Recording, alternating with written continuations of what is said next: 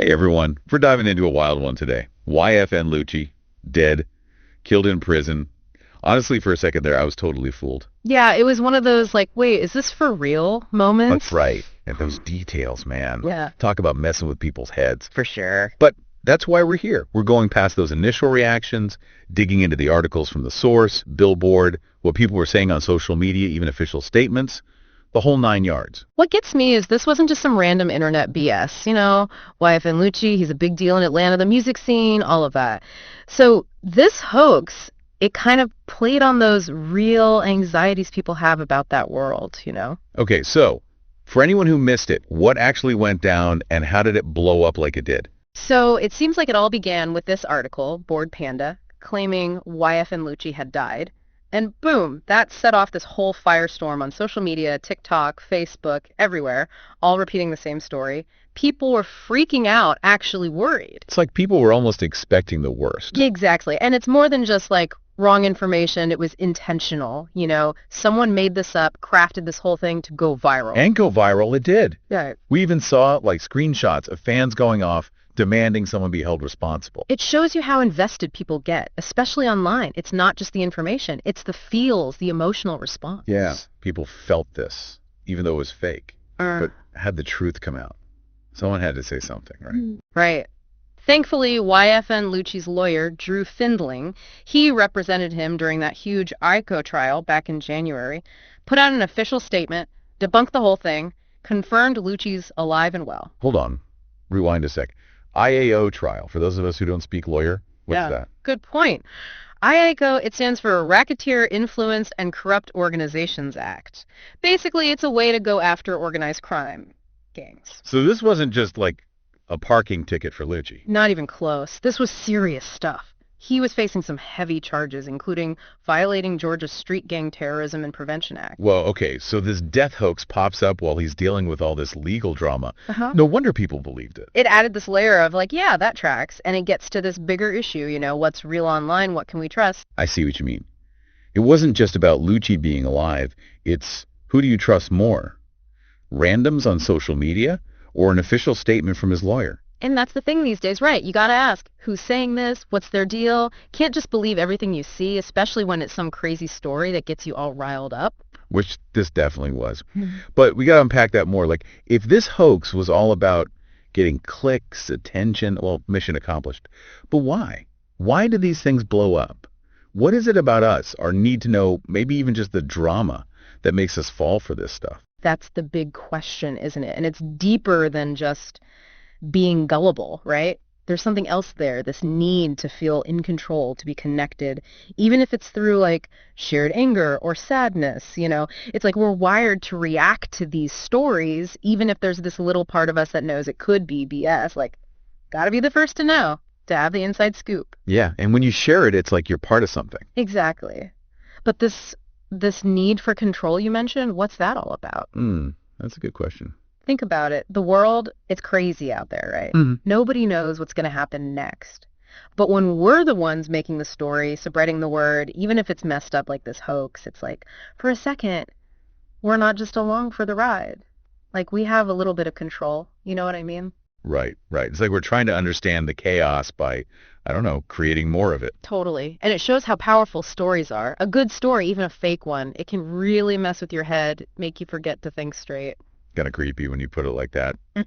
But before we go too far down that road, let's circle back to YFN Lucci. You mentioned he took a plea deal, right? Right. He was facing a lot of charges. This whole ICO thing, it involved a bunch of people in Atlanta, all part of this big gang activity. Just so we're clear, this wasn't just about music. No way. We're talking serious crimes, violence, a whole pattern of illegal stuff way beyond making music. Wow. So what happened? What'd he get? Well, after a long time, lots of back and forth, Lucci took a plea deal, pled guilty to one count of violating Georgia's Street Gang Terrorism and Prevention Act. Just one. Out of all of them. One count. And in exchange, the other 12 charges gone, dropped, including the really bad ones like murder, racketeering, the ones that could have put him away for life. Man, talk about high stakes. So what happens now? Is he still locked up? He is, yeah, 10 years. But He's got credit for time served, so he could be out as early as January 2025. And get this, even the DA, the one who prosecuted him, wrote a letter to the parole board saying he should be let out early.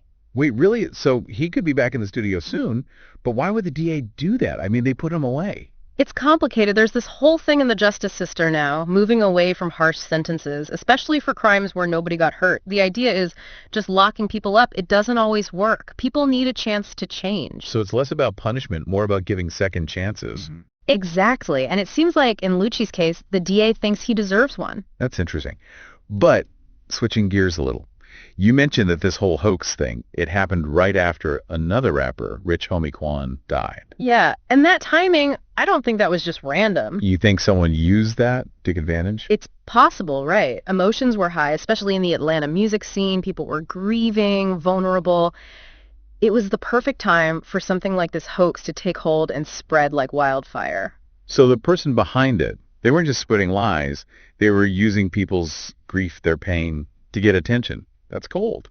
It is. But that's the thing about these online hoaxes. They prey on us, on our emotions, when we're not really thinking straight. It's kind of like they say bad news travels fast. Yeah. But these days, with social media and everything, it's more like bad news travels at warp speed. And it sticks with you, you know? Yeah. Changes how you see things, even after you know it wasn't true. Speaking of how we see things, makes you think, this whole thing with YFN Lucci, the death hoax, the trial, all of it, how's that going to affect his music? That's the big question, right? Yeah. Like, is he going to try to avoid it, pretend it never happened? Yeah. Or is he going to use it, you know, turn it into something powerful, fuel for his music? Because let's be real, some of the best music out there, it comes from those dark places, the pain, the struggle. Oh, absolutely. And he's been through a lot. Right. That's a story waiting to be told. Imagine the kind of stuff he could write now. You know, life, death, truth, lies, the whole 9 yards. Could be his best work yet, you know? Raw, real, powerful. And the timing of it all. He might be out soon, ready to get back to music. And this whole hoax thing, it's like this crazy backdrop. It could be huge for him, a real comeback story. People would be listening with fresh ears, wanting to hear what he has to say. He could take back his story, you know, turn this whole messed up thing into something good. And it's bigger than just the music, right? It's the message. He could use his platform to talk about misinformation, tell people to think for themselves online. Now that would be something. Right. Turn himself into, like, a symbol of hope. You can come back from anything. Wow, we went from a death hoax to, like, predicting the future of YFN Lucci's career. It's crazy how these conversations, they always go to these unexpected places. It's like peeling back the layers, you know what I mean? Makes you think about things differently. Well said. So, for everyone listening, what's the one thing you hope they take away from all of this? I think in a world where we're bombarded with information 24/7, you got to be careful, you know? Question everything. Especially those stories that get you all fired up, make you feel something strong. Because sometimes the most unbelievable stories are the ones that are totally made up. Exactly. We got to be smarter, think for ourselves, and be careful what we believe and share, you know? This has been amazing. Thank you for taking this deep dive with me into the world of YFN Lucci, internet hoaxes, all of it. Anytime. Until next time, stay curious. And stay informed.